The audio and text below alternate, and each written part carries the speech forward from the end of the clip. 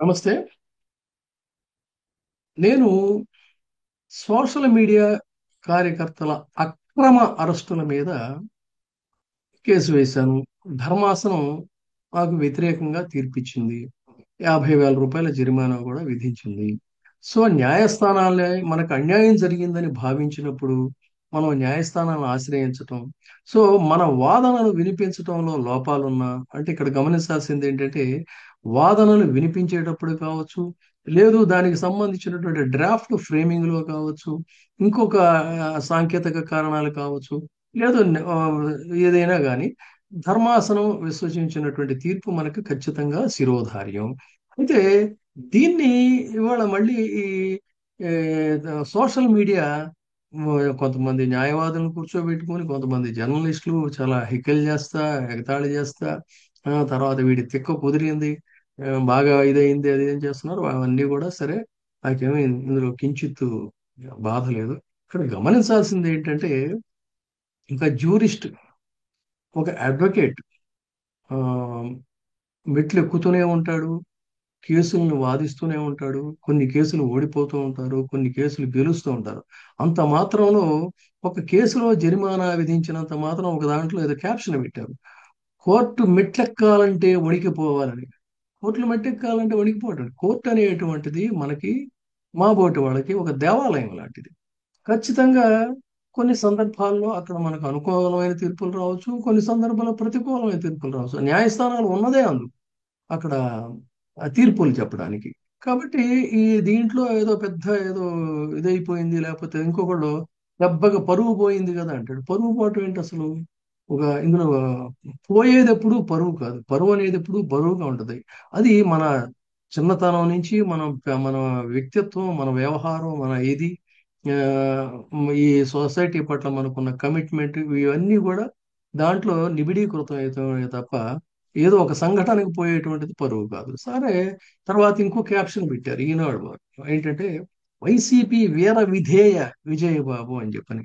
నేను వైసీపీ వీర విధేయ విజయబాబు అనే సంగతి అలా ఉంచినట్లయితే, పాపం తమరు ఎవరికి వీర విధేయులు అనేటువంటిది ఈ యావత్తు తెలుగు లోకానికి తెలియదా? అది తెలుసు కదా మీకు. అంటే మీ భావజాలానికి అనుగుణంగా లేకపోతే మీరు ఎవరినైనా సరే నోటికొచ్చినట్టు దుమ్మెత్తిపోస్తారు. తర్వాత మీరు రాసినటువంటి రాతలు ఏంటి అందులో? అవతలేమో తీర్పుకి సంబంధించి తీర్పు, ధర్మాసనం ఏం తీర్పిచ్చింది అనేది వివరించారు. దానికి ఫలానా విజయబాబు మీద జరిమానా అంతవరకే తప్ప, ఆ సందర్భంగా వీడు దొరికాడురా అని చెప్పని నా మీద లేనిపోని చెలవల పలవలన్నీ కూడా ఆ, రాసుకుంటూ అప్పుడు అదన్నాడు, ఇప్పుడు ఇదన్నాడు. తర్వాత నేను ఒక పత్రికలో సుదీర్ఘకాలం పనిచేసినటువంటి సంపాదకుడిని. నాకు తెలుగు రాదు. అదేదో నేను ఏ పత్రికకి కూడా పత్రికా ప్రకటన ఇవ్వలేదు. కానీ ఏదో సోషల్ మీడియాలో నా పేరుని దాన్ని స్కాన్ చేసి పెట్టినటువంటి ఒక లెటర్ హెడ్ని మీరు మీ ఆంధ్రజ్యోతి తీసుకొని దాంట్లో నోటికి వచ్చినట్టల్లా రాశారు. అప్పుడు కూడా నవ్వుకొని ఊరుకున్నా. ఎందుకంటే ఒక పత్రికా సంపాదకుడికి తెలుగు రాదు, ఒక పౌరోహిత్యం చేసే ఆయనకి మంత్రాలు రావు, ఒక ఘంటసాల వెంకటేశ్వరరావుకి పాటలు పాడటం రాదు. ఇవన్నీ కూడా మామూలే అనుకున్నాను, నవ్వుకొని ఊరుకున్నాను. కాబట్టి మీ సర్టిఫికేట్ నాకు ఇవాళ అవసరం లేదు. సో అంత కసి, అంత ద్వేషం. అయితే ఇది ఈనాడికి నా మీద కొత్తగా వచ్చిన ఇది కాదు. నేను ఆర్టీఐ కమిషనర్గా ఉండి తొలినాళ్లలో కేసులు టేకప్ చేసిన వెంటనే నా మీద ఆ, చాలా అతి దారుణంగా కూడా ఇలాంటి స్టోరీలు వేసిన సందర్భాలు ఉన్నాయి. అప్పటి నుంచే వీళ్ళకి కక్ష మొదలైంది. ఎందుకు అని మీరు అనొచ్చు.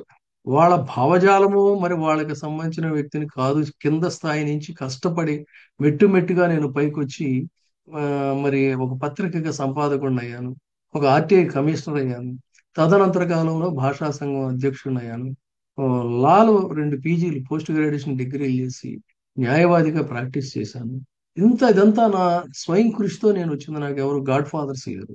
అది బహుశా మీకు కడుపు మంటగా ఉండుండొచ్చు. ఈ వాళ్ళే కేవలం పైకి రావాలి, నా పోటీ వాళ్ళు రాకూడదనే కసి కక్ష ఉండి ఉండొచ్చు. దానికే ఇవాళ నా వ్యక్తిత్వ హననానికి పాల్పడాలి. నా మీద చాలా కాలం నుంచి మీ కన్నుందని తెలుసు. అయితే నా మీద ఇలాంటి అవినీతి ఆరోపణలు అలాంటివి చేసే స్కోప్ లేదు కాబట్టి ఇప్పుడు ఈ రకంగా నన్ను ఇది చేయడానికి ఇదయ్యారు.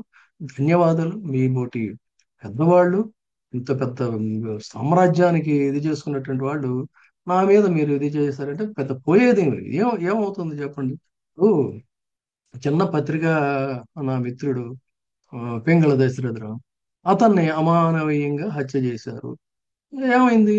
భౌతికంగా అతను చనిపోయి ఉండొచ్చు, కానీ ఇవాళ చాలా మందికి గుర్తుండే ఉన్నాడు కదా, పొంగవీటి రంగా గారిని నిరాహార దీక్షలో ఉన్నప్పుడు పాశవికంగా జరిగింది.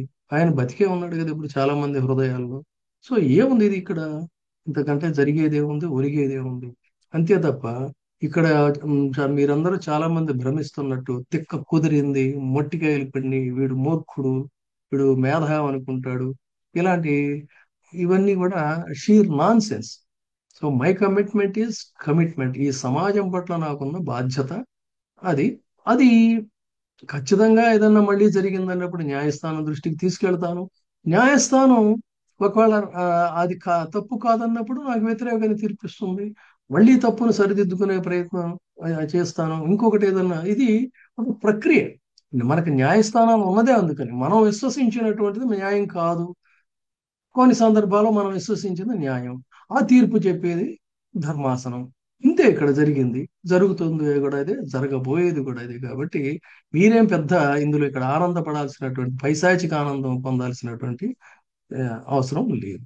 Thank you.